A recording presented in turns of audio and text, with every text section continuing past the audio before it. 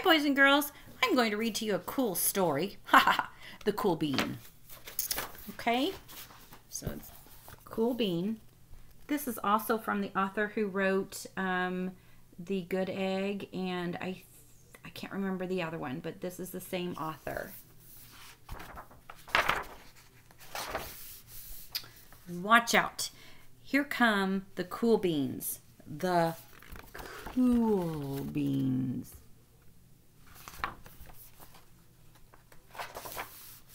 Oh yeah, check out how they move. Look at the way they swagger. Notice their sunglasses? Yow! The cool beans are known all over school, from house to house, across town, beyond county lines. In the olden days last year, we were all one big pot of beans. We were a mixed bag, but somehow it worked. Yep, those were the good old days. And then we stopped seeing each other as much. That's just how it is sometimes. You spend less time together, even though you're not totally sure why.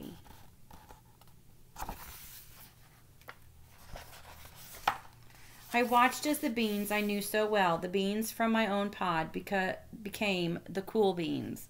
Oh, they were so cool. One of them could play the guitar. Cool. One of them could draw the best superheroes. Cool. And one of them could jump higher than any bean I'd ever known. Cool. Me, well, I mostly stayed the same. Sure, I made some small changes. I wore sunglasses.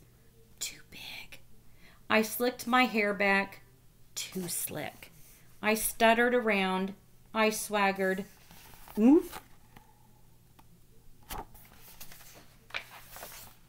I was still picked last for everything. My clothes never seemed to fit. I snorted when I laughed. I walked into stuff. I was an uncool bean for sure. I started thinking of myself as just a common bean with no special skills. I couldn't compete, so I didn't even try. I'd never be a cool bean.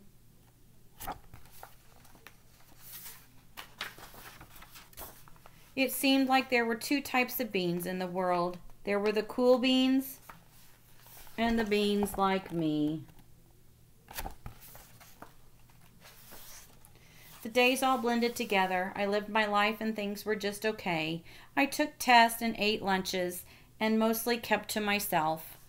The cool beans continued being cool. I mean, sure, I missed them a bit, but it's not like I was going to say anything. I felt like all that coolness had gotten in the way of our friendship. And that's how it went.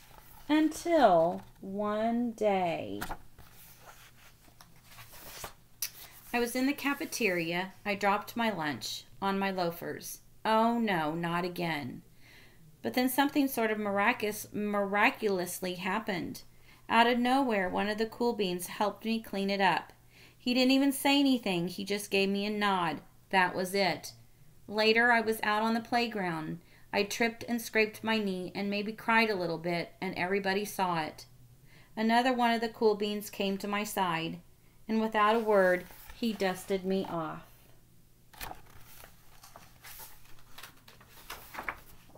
That afternoon, I was sitting in class. I wasn't really paying attention. I didn't notice, but our teacher had called on me. Everybody stared.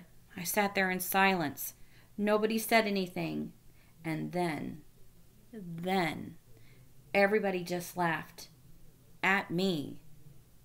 That was it. After today, I was officially a has-been.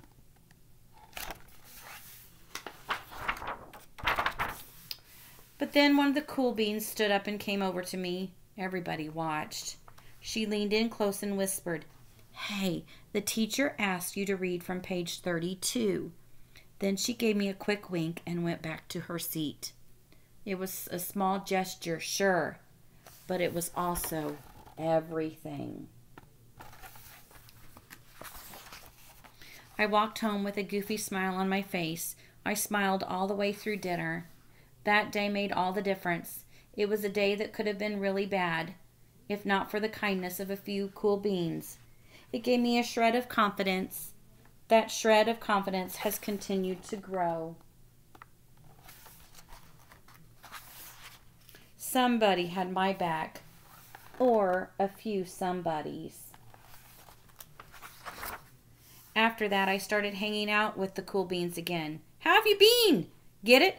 How have you been? Not all the time, but sometimes. At lunch, after school, even on the weekends.